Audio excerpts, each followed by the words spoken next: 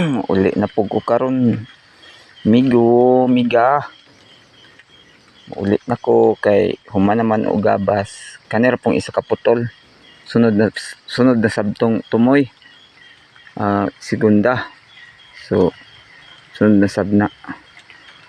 40 up naman lang na. So makuhaan pa nag isa ka putol.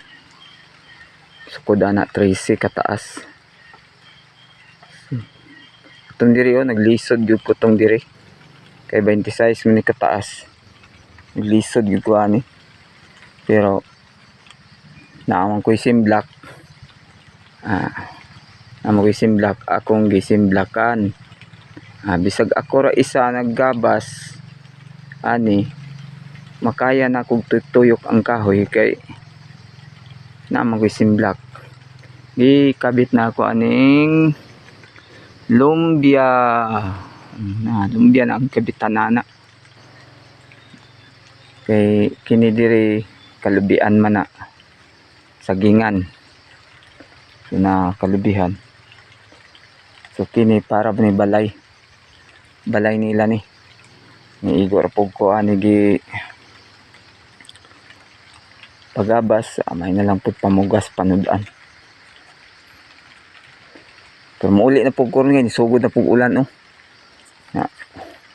oras na sab alas 3:30 na. So gutom na pod kay ako kadag paniud to kay abi ko mo anhitong tag-iya. Dirin mauli na po ko ron. So dalhon ko na lang ni daaning akong mga gamit. So maura ni ang isa ka putol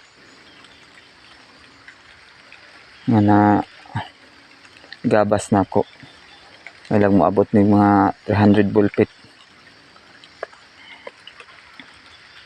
Eh parang makwits ang akong gisi So mura to no. Og maayong hapon sa inyong tanan. Labi na naglandong ang kalibutan. Ang langit wa gid grabe kadag-om. Nay ulan-ulan. Na kalambihan ni dire. Mo na parang mora pod na din sila magsani kay mora po iatop nila.